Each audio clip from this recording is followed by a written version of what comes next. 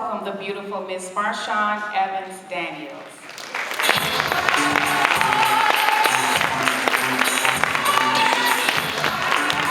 Thank you so much. Well, I believe that purpose is the most powerful force on the planet. I believe we're created on purpose, with purpose, from the place of purpose, for the very purpose of purpose. But here's the problem with that. Most people don't know their purpose. That's not always very popular to admit, but purpose is not supposed to be an ever-seeking, never-finding, elusive, impossible to grasp type of thing. Destiny, desires, and the next level of your future requires that you not only know, but step into your purpose. Purpose is not a respecter of persons either. I believe that there is a unique mission that is waiting for you in this season right now, and it has only your name on it. You've heard the phrase, many are called, yet few are chosen. Do you know the difference between the called and the chosen? The chosen are those who choose to answer, but it's hard to answer a call that you don't actually know exists. So I'm here today to talk to you about finding your master mission and your master purpose. And here's the thing that you have to understand, is that the mission that has your name on it is tied to your message. I'm not just talking about any message, I'm talking about the message that is your life. And if you look at the phrase message and you break it down, it's mess and age, right? Some of the stuff that we've been through, and time is designed to come together. And there's a message and a story that is your life. And the message is the mission, and the mission is the message. And I want to help you find out today what that mission actually is, because I don't just believe that you are a voice, I believe that you are voice. I'm going to say that one time for those in the back. I don't just believe that you are a voice. I believe that you are voice. I happen to believe we're created in the image of the Creator to create the way that the Creator creates. And He got this whole thing started with a very simple phrase. He said, let there be light. So voice is how we create. And voice is also the vehicle for accomplishing the master vision of your life. And so I know that our visions might be a little bit different, but I think one thing we have in common here today, or else you're at the wrong conference, is that we want to make more money, right? 3 people and this guy is yawning. We'll try that again. We want to make more money, right? Yes, that's awesome. But I also feel in this season, in this time, that this is a season not just about success, but shifting from success that is soaked in the sea of significance. So how many of you also want to change more people's lives? Yes.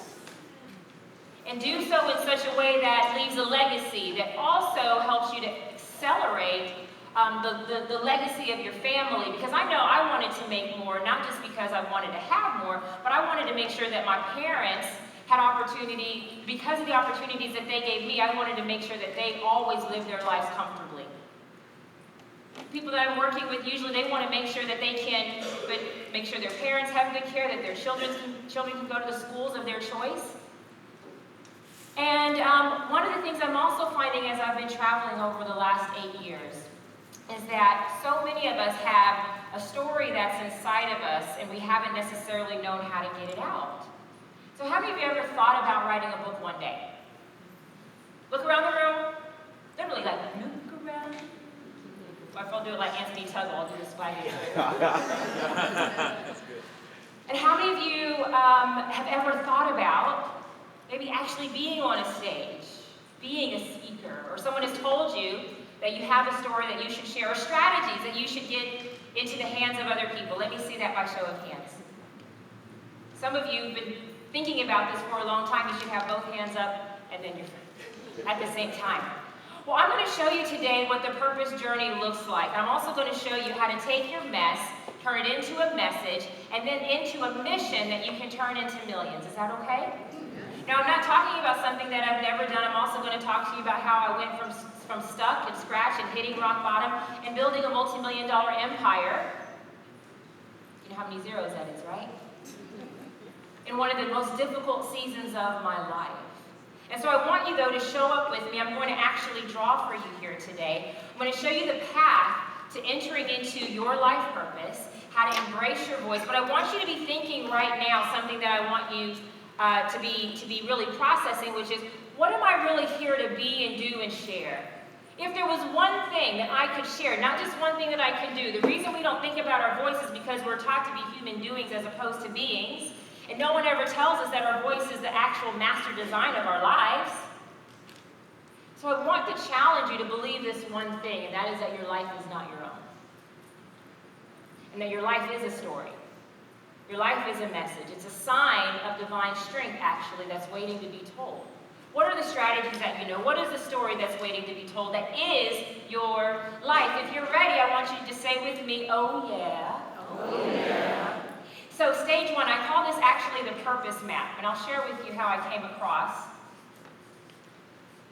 this concept that I've created.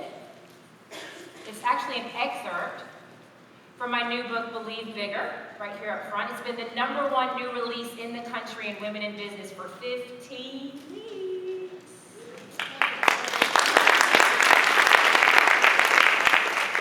So there are these 5 stages of stepping into your life mission, and most people will never make it out of stage 2. I don't want that to be you. So let's get it started. Stage 1 is called discovery. And discovery is the early formative seasons of life. It's where we ask the question, who was I told I should be? Who was I told I should be? This is where we get shoulded on. This is where we learn the do's and don'ts of life. This is where we learn the do's and don'ts of life, of who I should be or who I shouldn't be. It's where we listen to the messages from our parents and our friends and our neighbors, and they tell us, here's what you should do, and here's what you shouldn't do, and here's what will cause you to bring shame upon the family. Here's the job that you should take so you can get that good job with the blue check with benefits. It's where we learn what I call the rules. Now, this is a book.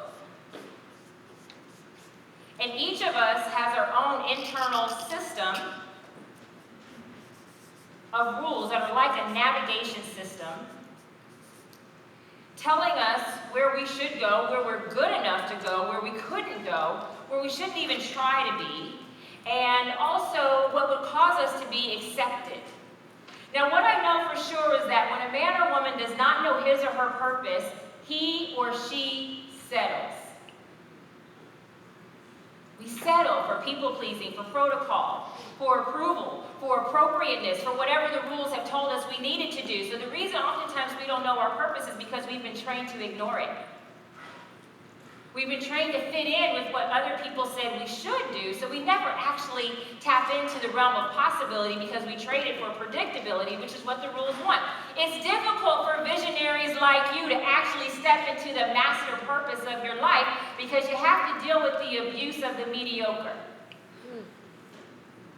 Of people who function in reality as though there's not this unseen realm that's always been speaking to you and calling to you and saying, here's what you could do. See, also in this stage, this is where we learn about our limitations, and they're taught to us as things that we should actually strive for.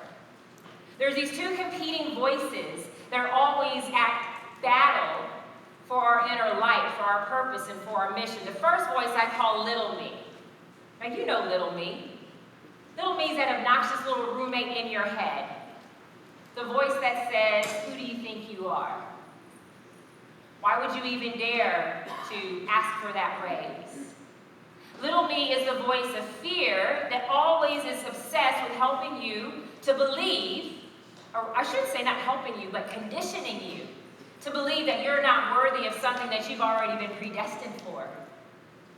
And little me also is really tricky because little me can get you stuck on success.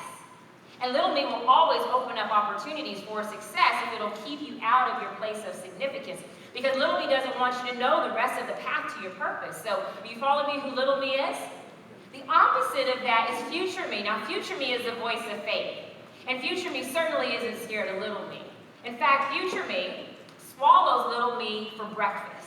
It eats it like a vitamin and only gets stronger. Future me is a voice that says, why not you? Future me is the voice that other people have actually been speaking life into your dreams and your destiny and say, yes, you should go after that. Yes, you should speak life into other people. Yes, you should write that book. You should launch that business. You should step out and step into a higher destiny and a dream. Yes, you should charge what it is that you desire. Because desire is a word that I learned from Tony Robbins. The root word is deseo. It means of the Father. So for those of you who raised your hand, you said, I want to change people's lives. Not everybody raises their hand to that. Not everybody says, I want to write a book. Not everybody says, I want to speak and I want to do business in a way that other people don't. The way that you're designed and the desires that are in you may not fall in alignment with the rules. But those desires exist for a reason that is not average. That's not mediocre. So in stage 1, in discovery, we ask the question, who should I be? We're like sponges and we absorb it, whether it's from church, family, friends, society, and it gives us this internal navigation system where we're conditioned to actually shrink, play it safe, and stay small. Are you with me? If so, say yeah. In stage 2 is called talent.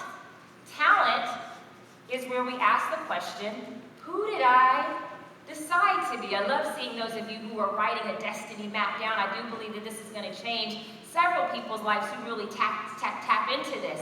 And so we ask the question, who did I decide to be? Usually based off of who the rules told me I should be. I was good enough to be. And oftentimes who we decide to be has nothing to do with who we were born to be. Am I right? Because you can be anything that you decide. Anything that you water grows. And there are many things that you have learned to do well, but oftentimes the things that we pursue are the things that we were given that were made available to us. And so we pick a lane that the rules told us, and these lanes become our life, and we end up climbing one of 5 what I call success mountains. The mountain of marriage, the mountain of parenthood, mending, which is our desire to fix things for everybody else, which oftentimes is how we are losing our own wealthy space because we're giving away the things that we should actually be charging for. Someone say, she's got, And also making a difference. And the last mountain is money. That's the mountain of prestige. And we're taught in this society that we live in to pursue retirement, but nobody talks to us about reinvention. That's really what our lives are for. And so we pursue each of these mountains and we pursue these successful lanes in life because we want to be accepted. We want to be perceived as someone who is an achiever. I know I did. I can speak to this because it takes one to know one. I'm a self-professed success addict. People will dress it up and talk about it as doing things in a spirit of excellence, as the church likes to say. Or even we've also romanticized it and called it perfectionism. But I hate to lose. I love succeeding, and it can become a hypnotic drug. It took me to The Apprentice, and to be on that show 10 out of the 13 weeks. It took me to start to be in the Miss America competition, to win the talent and interview competition, and $80,000 in scholarships through Miss America, $200,000+ in academic scholarships. That took me to Georgetown University for law school, leaving with over 20 offers, ending up at one of the largest firms in Atlanta. And as I sat at the top of a success mountain on the 21st floor, in an office with a BlackBerry, I'm dating myself, remember the BlackBerry. It was a symbol where I thought I had arrived. I felt empty. Now I felt like I should be grateful for the job that I have, but I felt guilty for wanting something more. I felt like this is what everybody says you should strive for. I'm getting a really great check. I was 25, almost 26 years old. I really didn't know very much. And I had, when I got fired from The Apprentice, that's when I knew that 45 made bad decisions.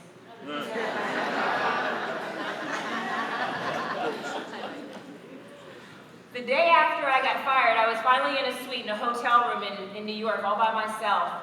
And I had this lightning bolt moment where I had this desire to work with professional athletes in the NFL and the NBA. I had no experience. I didn't even take one sports law class. I didn't know how I was going to do this. But I had this lightning bolt moment, which I believe is how destiny speaks to us. And most of us, we get an idea and then we brush it away. But I have learned that those are seeds of destiny, and I called someone who would water it. I called my mom. I told my mother this because I knew she wouldn't poop on my dream. I knew that she would develop it. She says, I don't know how it's going to happen, but I know that it will because God's never left you astray. I go and I start my job at this law firm, and I'm feeling again this tug and this desire to work with professional athletes. And so I start meeting professional athletes. This is 2 years, almost 2 years after I had the lightning bolt moment, and I started taking the idea to the partners at my firm, and they told me that I was too young. That I was too big for my britches, that that's not what lawyers were supposed to do at this stage. First-year associates are supposed to keep their head down, do the research. We don't need you to develop business, even though that's the way you make partner. And so I'm seeing that I'm breaking the rules, and what they're really saying is that you're falling out of line with what we want for you to fit into. And so I had to make a choice. I left. I started my own sports agency. I ended up signing the highest paid defensive end in the NFL. Actually played for the New Orleans Saints. It was my first client. He had just signed a $62 million 7-year deal with the New Orleans Saints. Let me tell you something. The best client you can have is a client that can afford to pay you. And so that grew. Working with NFL players, NBA players, some WNBA players. And also my first corporate clients in was Rolls-Royce. And then Tiffany & Company. And then Nike. And I was doing endorsement deals for Fox Sports and for television deals for my clients. So the agency was doing great. And so my success addiction, I didn't know it was one at the time, but I felt like I was living my purpose because I was successful. Little me so tricky, because success can often block us from a higher level, but we don't know it yet because we're addicted and we're stuck on what looks good. And on top of having a very successful sports agency, life was really great. I built out this beautiful office in Midtown Atlanta. I was hiring people. I'm sitting on the 50-yard line. And I had this vision to grow this massive woman-owned sports agency. It was going to be led by a woman, a black woman who was a believer, and that was me. And we were going to just change the game. I'm also, at the time, my first book had just come out called Skirts in the Boardroom. It was the first time that Wiley, who's the largest business book publisher in the world, had published a business book with a black female under the age of 30. My sister over here is like, that's pretty good. On top of that, I started doing commentary regularly for CNN, and Fox Business, and ESPN. And I met a man as well. Yeah. And so a lot of us as women, particularly women of color, we worry about if I become more successful, am I going to compromise my ability to have a family and to have love? Yes, ladies? And so I felt like God had really blessed me for following the rules, for going to the right schools, for making the right decisions, for saying no to all of the things that good girls, good Christian girls are supposed to say no to. And I felt like now I'm in the sweet spot in the season of my life that I'm supposed to be in, and I'm scheduled to get married. I'm excited about this marriage, and I may get over the top because this marriage is a sign of God's faithfulness. And it's Monday morning before a Saturday wedding. And my fiance lives in Chicago. He's on his way down to Atlanta Monday morning for wedding week. And I'm excited about this season, but I had closed down my sports agency for this relationship because one of the things that was super special about this new love was that I got to be a bonus mom to 3 kids. And being on The Apprentice was great. Being on the 50-yard line was wonderful. All these successes were fantastic, but there was something special about the baby girl calling me mom and the little boy asking me, well, I need you to pick out my clothes. And I felt a different sense of responsibility. This mountain of success was cool, but the motherhood one really triggered something else in me. Can anybody relate and understand? And so I let it all go. Monday morning, I wake up and I get a text message from my fiance. And I got one every single day during our long-distance relationship. And he explained that he was on the plane, getting ready to come in, and that he was excited about wedding week. And then I go through and I get another message, and it's from a woman.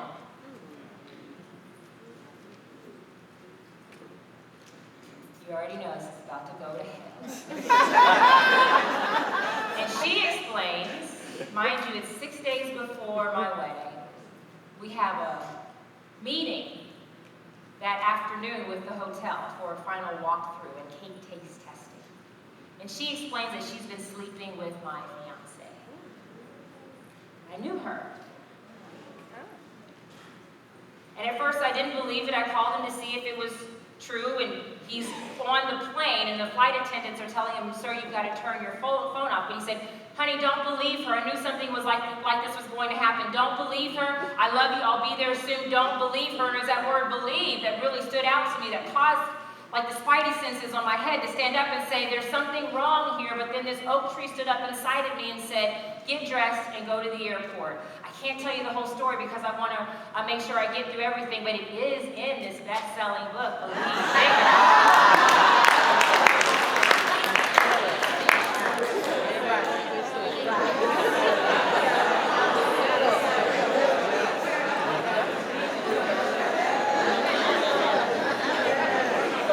And I will be in Salon F. So that season brought me to my knees in a way that nothing else has. There's something about matters of the heart that can rip us apart. And it was the day after the wedding was scheduled. I say scheduled as opposed to supposed to happen. There's many things that we can schedule that